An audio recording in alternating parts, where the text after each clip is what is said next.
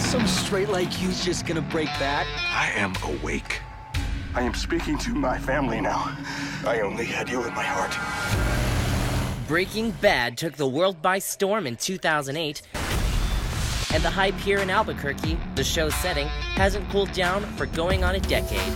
You could say it's cooked into the culture of New Mexico film. You're goddamn right. And we are giving you a front row seat to the people, places, and tastes. Since when do vegans eat fried chicken? Of Breaking Bad. Whew. Mobile kitchens are not what they used to be. I'm Chris Wright. Welcome to Lights Camera Kitchen. This week, we're Breaking Bad.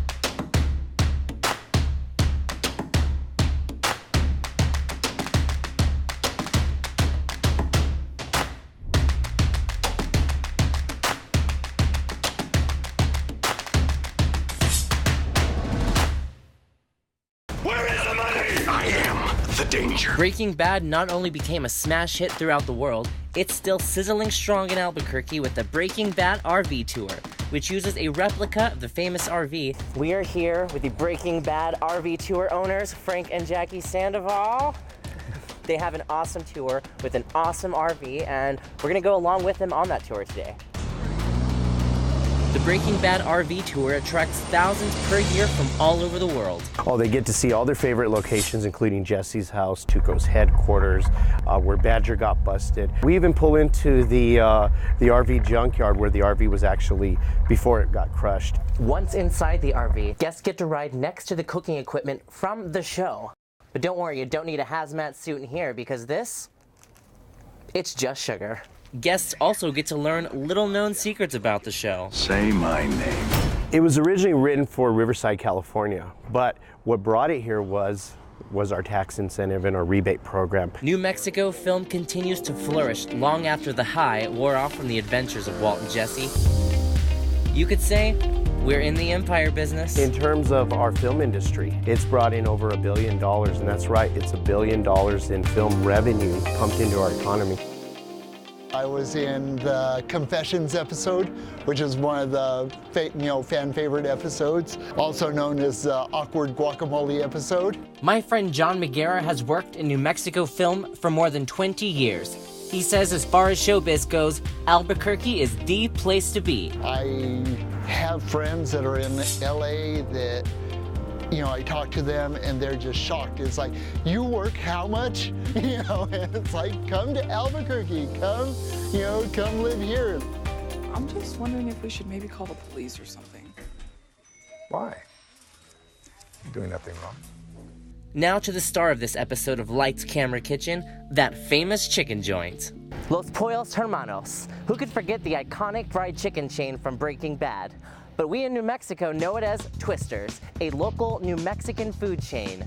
Locals get to enjoy breakfast burritos, enchiladas, and all sorts of New Mexican cuisine. The only thing missing? Real fried chicken. Either way, this place definitely attracts people. Breaking Bad, the show, has really put Albuquerque on the map. And speaking of the map, check out this Breaking Bad family of fans who brought their own RV, all the way from France. What a hell of a trip.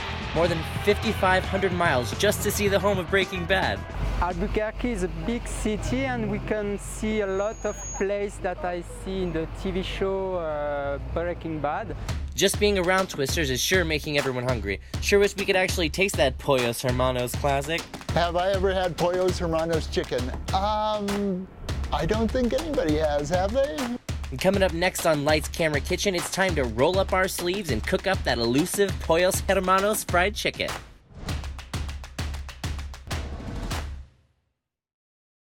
In the little village where I was born, life moved at a slower pace, yet felt all the richer for it. There, my two uncles were known far and wide for their delicious cooking. They seasoned their zesty chicken using only the freshest herbs and spices. People call them Los Pollos Hermanos, the chicken brothers.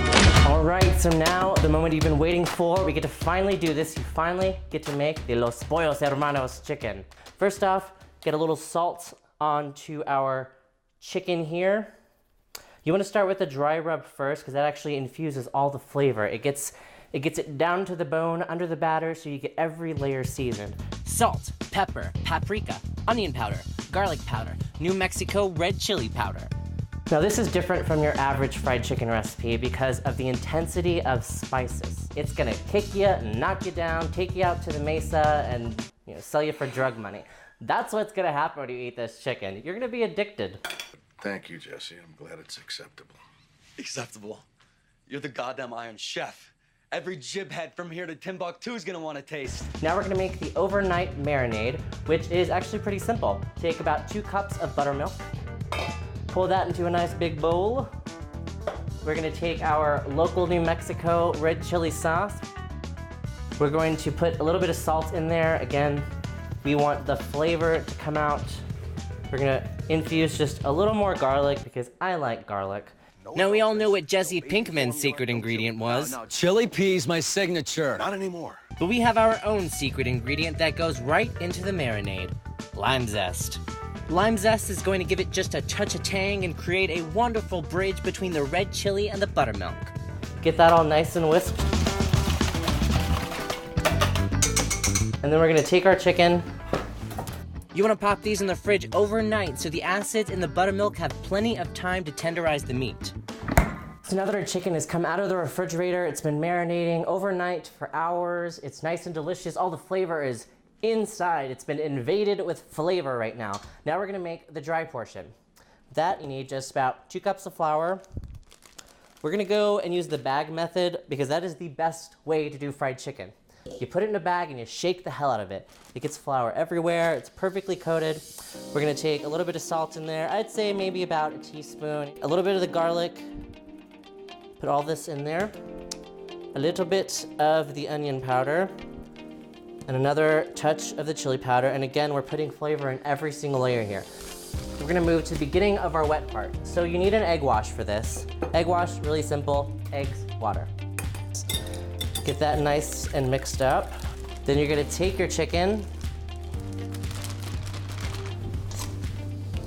shake that off, get it into the egg wash. And what the egg wash is doing, it's actually binding everything to it. We're gonna give that a little shake off into the bag. You could do probably like 3 or 4 pieces at a time. If you do too many pieces, the flour will get super wet super quick. And then you just have a giant clumped mess. Close the bag, and we shake. And what that's doing, it's getting flour in every crevice, every little spot. It's getting it under the skin, it's getting it all over, so you can have that maximum crispiness in every little spot. Get these out, put them on a plate to rest. Now you want it to rest after you put the flour on it, so it has time to absorb everything. Bringing your chicken up to room temperature is going to allow for an even cook and a crisp skin. You never want to fry cold meat. Because what's gonna happen is the outside is gonna get super crisp and super done, and the inside, the bone, is gonna be ice cold. And don't worry, it is totally safe as long as it's no longer than 2 hours on the countertop. So now that our chicken has come up to room temperature, again, no longer than 2 hours. 2 hours is the maximum for this. You don't wanna die. We're gonna take it, put it in the oil at 375. You wanna get your oil to 375 because when you put all the kids in the pool, it's gonna drop down to 350, which is the perfect temperature for frying. So let's go over here and fry some chicken. My go-to for frying is always a Dutch oven. It's heavy duty and heats evenly for the perfect crunch. So that's gonna go for about 25 to 30 minutes. We're gonna check it at 20 minutes just to see how we're going. We wanna make sure that the juices run clear whenever you pierce it. And the internal temperature, we're aiming for about 160, because once you take it out of the oil, it's still gonna cook, and that residual heat's gonna bring it up to the 165, which is the temperature you want for poultry. Check the chicken about 20 minutes in with the meat thermometer. We're aiming for an internal temperature of 160 degrees when we take it out of the oil. We're gonna let the residual heat bring it up to that great temperature of 165. Our Los Pollos Hermanos chicken is coming out of the fryer, and it smells just so amazing. You could smell the chili, you could smell the paprika, you can smell everything. And you always want to salt things after you fry it. So we're gonna give a little salt, just a little kosher salt, just on top. We're gonna let this sit for about 10 minutes. Once that 10 minutes is up, you're ready to eat it. You're ready to enjoy it. Coming up next on Lights, Camera, Kitchen, it's the world debut and first taste test of our version of Los Pollos Hermanos chicken. Breaking Bad background actor John McGarrah is gonna put it to the test.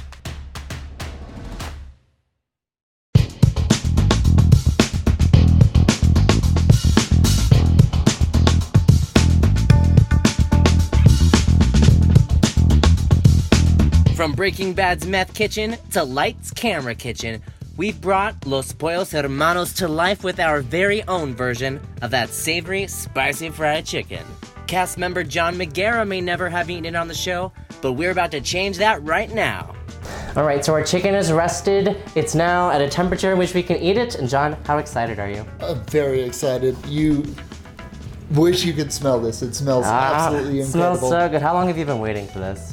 All day. So, my friend, cheers, my dear. Cheers. Oh my gosh. This is wonderful. Crunch, the tanginess from the buttermilk and that little bit of lime and What do you think? Everything you've always dreamed of? Bar none, the best chicken from an imaginary restaurant that I've ever had. I'm having a love affair with this chicken now. Can I get a bucket to go?